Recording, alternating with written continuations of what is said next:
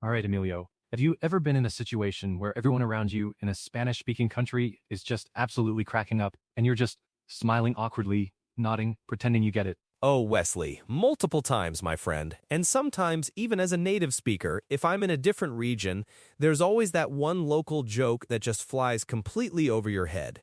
It's a universal experience, I think, but especially pronounced when you're dealing with a new language and culture.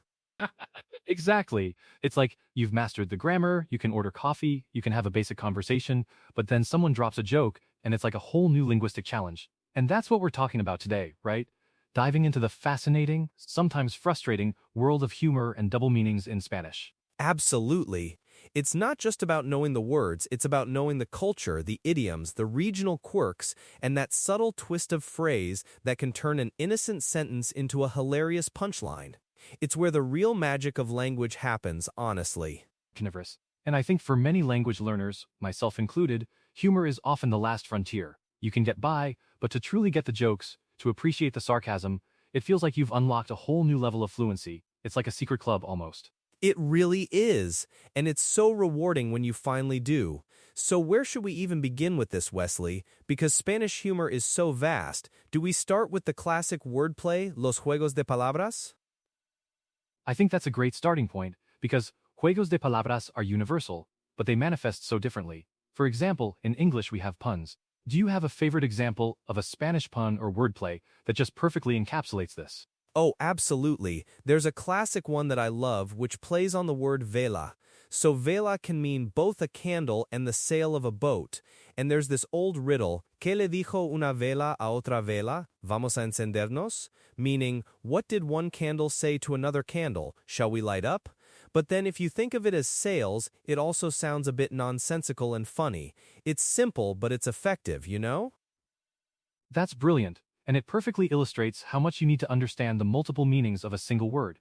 Like if you only knew vela as candle, the second meaning just wouldn't click. And that's often where the joke is, right? In the unexpected switch. Exactly. And it's not just homonyms, but sometimes homophones, words that sound alike, or even words that are spelled similarly but have completely different connotations. That's where a lot of the doble sentido comes in too, the double meaning, which is often a bit spicier, shall we say. Ah, the double meaning. Now we're getting into the really tricky territory. Because these aren't always innocent. Sometimes they're a little suggestive, sometimes they're a bit cheeky. Can you give us an example of a common phrase or situation where doble sentido often appears? Oh, there are so many. You have to be so careful sometimes. For instance, the word coger in Spain means to grab or to take.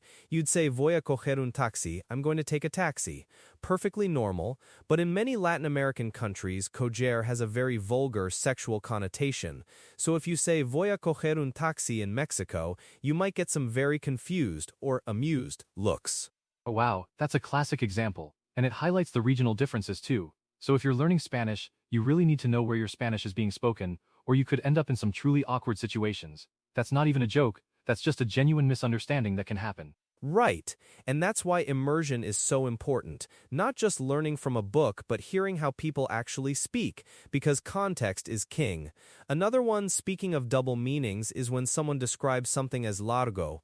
In English, large means big, but largo in Spanish means long, so if you're trying to say that's a large car and you say es un coche largo, you're saying it's a long car, which might be true, but not what you intended.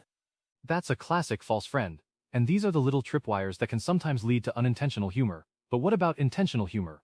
Like sarcasm. How does sarcasm manifest in Spanish? Because I find that even within English-speaking cultures, sarcasm can be very subtle or very blunt depending on where you are. Sarcasm in Spanish is very prevalent, especially in certain regions. It's often delivered with a straight face, much like British humor, I'd say. There's a lot of ironia. For example, if someone does something incredibly clumsy, instead of saying you're so clumsy, you might hear ¿Qué habilidad tienes? What skill you have. The intonation and the context are crucial, of course. If they're smiling, you know it's a joke. Right, so you really have to pay attention to the nonverbal cues, because if you just took the words at face value, you'd think they were genuinely complimenting someone's clumsiness. And I imagine that can be quite difficult for a learner, especially if they're still focusing so much on just processing the words. Exactly. You're trying to translate in your head, and by the time you've processed the literal meaning, the sarcastic intonation has flown by. That's why exposure is key. The more you hear it, the more you start to pick up on those subtle cues. Another common sarcastic phrase is "qué inteligente eres," used when someone says something obvious or silly. It's the equivalent of, "Oh, you don't say?" Oh, I love that one. That's very relatable. So for someone who's just starting to dip their toes into understanding Spanish humor, beyond the basic vocabulary, what would be your first piece of advice? How do you even begin to tune your ear to this kind of thing? My advice would be to consume authentic media like crazy. Watch Spanish comedies, listen to stand-up comedians from different Spanish-speaking countries. Pay attention to how the audience reacts. If everyone laughs and you don't, rewind it. Try to figure out why. Look up phrases, ask native speakers. Don't be afraid to admit you don't get a joke. It's a fantastic conversation starter. That's a great point.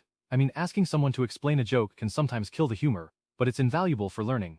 Because once it's explained, you start to see the pattern, right? You start to understand the mechanisms behind it. Totally. And sometimes the explanation itself can be funny. It shows you the cultural context, the hidden meaning. I remember trying to explain some English puns to my grandmother who doesn't speak English, and it was a whole new level of comedy trying to bridge that gap. That's true. It's an art in itself. So beyond wordplay and sarcasm, are there specific types of jokes that are very popular in Spanish culture, like colmos or something similar? Oh yes, colmos are fantastic. Colmo means the height or peak of something, and colmos are jokes that ask, what's the colmo of X? For example, ¿cuál es el colmo de un electricista? Tener mala corriente. What's the height of an electrician? To have bad current, but mala corriente can also mean bad vibes or bad luck. It's super clever and plays on the dual meaning. That's so good, and it's a specific format that you can learn to recognize. It's like a riddle but with a humorous twist based on wordplay. Are there other structured jokes like that, or are colmoses pretty unique? Well, there are also chistes de Jaimito, which are like little Johnny jokes in English. They usually feature a mischievous young boy who says something incredibly naive but surprisingly insightful or cheeky. They're usually short, sweet, and often challenge authority or conventional wisdom in a playful way. Ah, the innocent-looking kid who drops a truth bomb. That's a classic trope. So when it comes to understanding these, it's not just about language, but about understanding the character and the implied situation. You're really painting a picture of needing cultural immersion to truly appreciate this. It's absolutely crucial. I mean, think about refranes, proverbs, or sayings. Many of them are humorous in a subtle, observational way, like camarón que se duerme se lo lleva la corriente. The shrimp that falls asleep gets carried away by the current.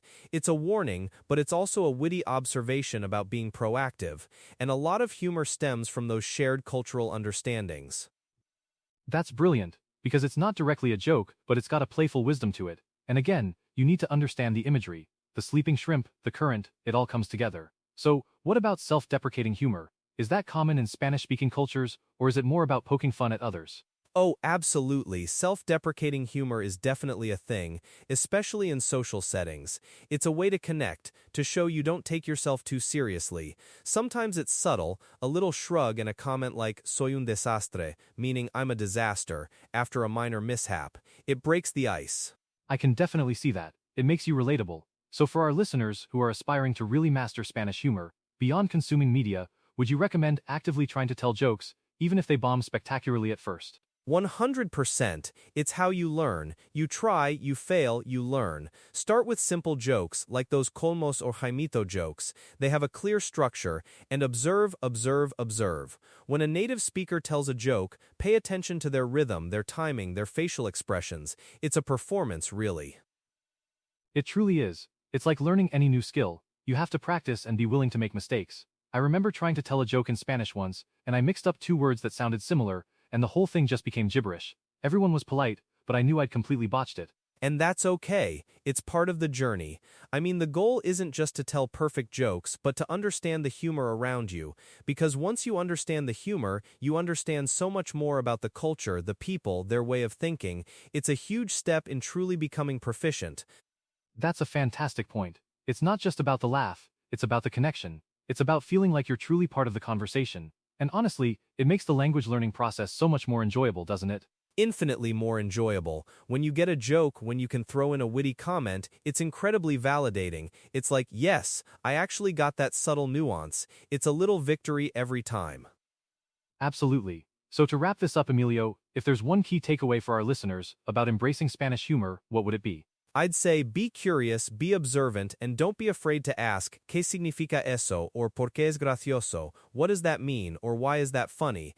Embrace the awkwardness because that's where the real learning happens. And remember, humor is a bridge to culture, so cross it with an open mind and a ready laugh.